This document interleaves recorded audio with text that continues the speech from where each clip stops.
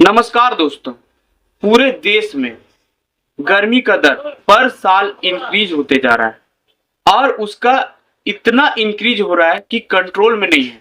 और जलवायु परिवर्तन ऐसा हो रहा है कि कहीं बारिश इतना हो जा रही है कि वहां बाढ़ आ जा रहा है, कहीं इतना ज्यादा गर्मी पड़ रहा है कि आप बर्दाश्त से बाहर जा रहा है।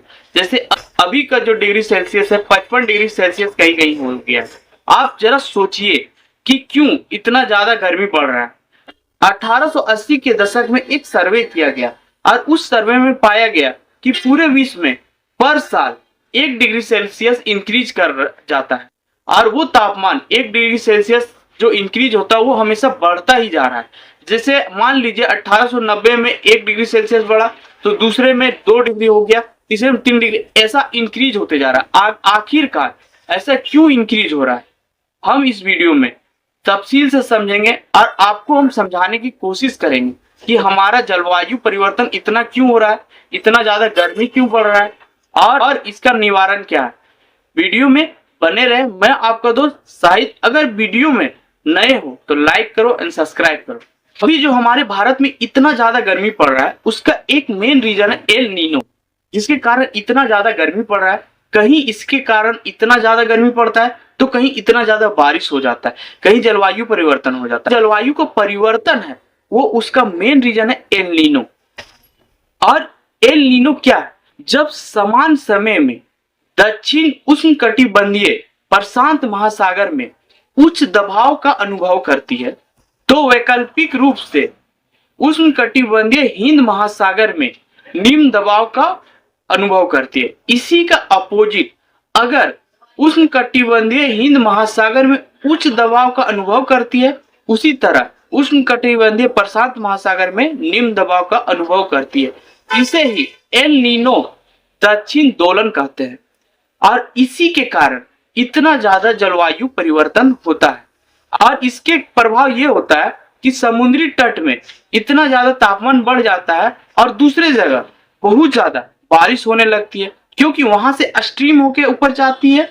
वहां पे जब मान लीजिए बहुत ज्यादा तापमान बढ़ा तो वो जो भाप होके उसका पानी ऊपर गया, ये तो आप पढ़े होंगे, और पानी ऊपर गया उसके बाद वो पानी फिर कहीं जाके बारिश होती है और खूब ज्यादा बारिश हो जाती है और पश्चिमी क्षेत्र में व्यापारिक हवा को भी कमजोर कर देती है और भारत और ऑस्ट्रेलिया में सूखे तक भी वो ला सकती है। इसका इतना ज्यादा पावर होता है क्योंकि ये जलवायु के साथ खेलती है और जलवायु परिवर्तन करती है।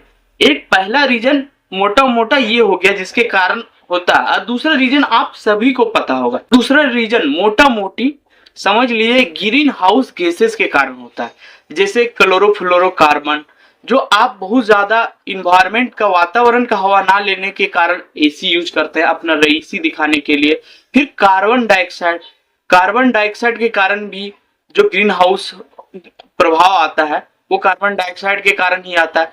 जैसे कि 1958 में चार्ल्स ग्रीन ने एक माप लेना कार्बन डाइऑक्साइड का स्टार्ट किया और उस माप में उसे ये मिला कि कार्बन डाइऑक्साइड पर साल इंक्रीज हो रहा है, बढ़ रहा है, और वो ग्रीन हाउस का एक बहुत बड़ा रूप बनाना स्टार्ट कर दे। 19वीं सदी में के बाद जब कोयला का उत्खनन कोयला निकालना स्टार्ट किया और कोयला जलाना स्टार्ट किया, जिसके कारण बहुत ज्यादा आम हो गया कोयला, और उस कारण से कार्बन डाइऑक्साइड भी बहुत ज्यादा बढ़ना स्टार्ट हो गया और उस रीजन से ग्रीन हाउस का एक और प्रभाव सामने देखने को। और गर्मी इतना बढ़ने के कारण आर्थिक नुकसान भी हुआ देश को, क्योंकि 2002 से 2004 और 2005 से 2017 के एक रिपोर्ट आया जिसमें से 55% जिसमें से अत्यधिक 55% लोग गर्मी के कारण मारे गए। आप मोटा मोटी समझिए कि गर्मी के कारण लोग काम भी नहीं कर पाते हैं ज्यादा, क्योंकि इतना एक्सेस गर्मी रहता है कि देश को छुट्टी देना पड़ता है और उस रीजन से आर्थिक नुकसान भी होता है। तो इसका रीजन ये है कि गर्मी से बहुत सारे नुकसान हो रहे हैं, क्या कि आपको बहुत सारी बीमारियां भी होती है गर्मी बढ़ने के कारण। तो इसका मेन रीजन क्या है? मेन है, एक आप एसी यूज करते हैं तो उसके कारण क्लोरोफ्लोरोकार्बन निकलता है, जिसके कारण बहुत ज्यादा ग्रीन हाउस का प्रभाव पड़ता है और वो गर्मी बढ़ाने का एक रीजन है।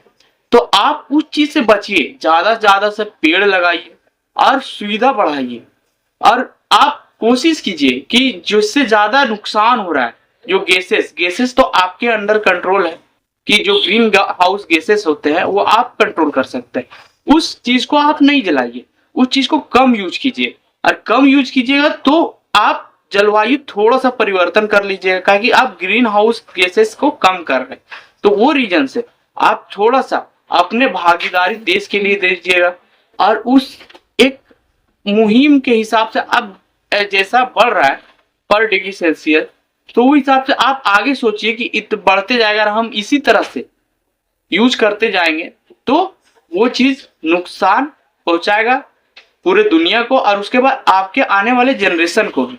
तो आप इस चीज में जागरूक होइए और दूसरे को जागरूक कीजिए और इस चीज से बचने की कोशिश कीजिए।